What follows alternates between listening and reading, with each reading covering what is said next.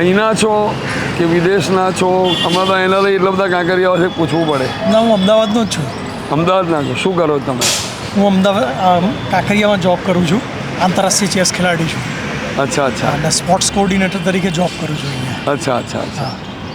હું તમને એમ પૂછું કે તમે પહેલાં તમારું જીવન ધોરણ તમારા ફાધરના સમય દાદાના સમયનું એ જે જીવન પદ્ધતિ જીવન ધોરણ હતું અને અત્યારનું તમારું જીવન ધોરણ જીવન પદ્ધતિ દ્રષ્ટિ કંઈ ચેન્જ તમને દેખાય છે?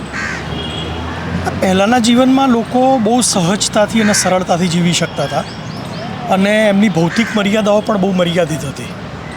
અત્યારે અચ્છા, ભૌતિક વસ્તુઓની પાછળ દોટ મૂકી જગતે. હા, જગતે દોટ મૂકી છે. અને પરિસ્થિતિ પણ એવી સર્જાઈ છે કે તમારે એની સાથે કોપઅપ કરવું પડે છે. અચ્છા. એટલે તણાવપૂર્ણ પરિસ્થિતિ તો ઊભી થઈ જ છે. એની જોડે જોડે મોડર્નાઇઝેશન વર્લ્ડમાં સિસ્ટમ સારી બની છે, લોકોનું જીવન ધોરણ થોડું વધારે સારું થયું છે. એ બધું આપણા દેશ સુધી પહોંચ્યું. પહેલાં 25 વર્ષે આવતું હતું. 25 વર્ષ આવ્યું. પહેલાં એવું હતું કે કોઈ વસ્તુ આપણે એના લઈને આવે તો આપણે અચંબો પામી જતા. Oh wow, what is this? Exactly. Right. અને હવે એવું બની ગયું છે કે પેરેલલ ત્યાં ને અહીંયા બંને જગ્યાએ વસ્તુ જોવા મળી જાય છે. બધું જ અહીંયા મળી શકે છે. 20 વર્ષ પછી નથી આવતું. ના, વાત સાચી છે તમારી. 15 વર્ષ પછી નથી આવતું. બરાબર. હા, હવે આગળ બોલો.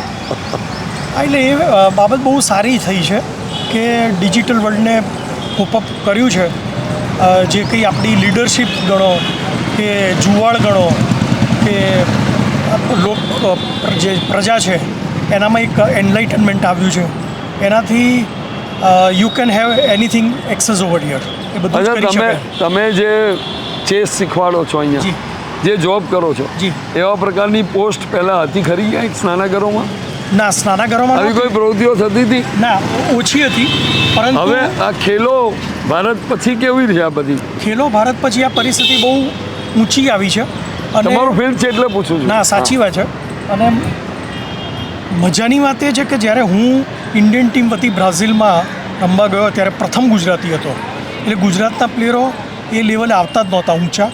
પણ એ પછીનો અત્યારનો જુવાળ એવો છે કે ગુજરાતના ઘણા બધા પ્લેયરો ઘણી બધી ગેમોમાં આગળ છે, જે પહેલાં બિલકુલ હતું જ નહીં. ને ગુજરાતને સ્પોર્ટ્સમાં પુઅર સ્ટેટ માનવામાં આવતું હતું. રાધર એટલું સુધી પણ આપણે કહી શકીએ કે સારામાં સારા સ્ટેડિયમો અહીંયા બન્યા છે અને બની રહ્યા છે. અને આપણી અપેક્ષા પણ છે કે 2036માં અત્રે ઓલિમ્પિક આવે. બરાબર. જીવન ધોરણ બદલાયું છે. રમતગમતમાં તમારો વિષય છે એટલા માટે તમે કીધું કે બહુ જ આપણે આગળ છીએ. ખરીદ શક્તિ લોકોની કેવી થઈ છે હવે ખરીદી? હું તમને ખાલી પૂછું છું કે આ જે એક વસ્તુ લેતા પહેલાં આપણે ખચકાતા હતા, હવે કોઈ ખચકાય છે ખરીદી કરતા? ના, ખચકાતું નથી. અને પોતાની જે નીડ છે જવાના પ્રમાણે, જેમ કે એક્ઝામ્પલ રૂપે કોઈ પણ નવા મોબાઈલ લોન્ચ થતા હોય કે કોઈ પણ આવા નવા ઇલેક્ટ્રોનિક્સ વસ્તુ આવતી હોય કે કપડાં છે, ગાર્મેન્ટ્સ છે કે એની ક્વોલિટી છે, એમાં ક્યાંય લોકો બાંધછોડ નથી કરતા. અને કોવિડગ્રસ્ત પરિસ્થિતિ આવ્યા પછી એક માનસિકતા એવી ઊભી થઈ છે કે જીવનમાં જેટલું માણી લેવાય એટલું માણી લો. એવું છે. પણ એ માટે ખિસ્સામાં પૈસા તો છે ને? ખિસ્સામાં પૈસા છે તો ખરીદે ક્યાંથી? એટલે લોકો ખરીદે છે એટલે ખિસ્સામાં પૈસા તો હશે જેવું માની લઈએ છીએ. તો જ તમે જુઓ કેટલા આંતરરાષ્ટ્રીય લેવલના મોલ અહીંયા ખુલી ગયા અને એ લોકોને રૂપિયો દેખાયો તો ખુલ્યા ને. વાત સાચી છે. એમને પૈસા દેખાય છે.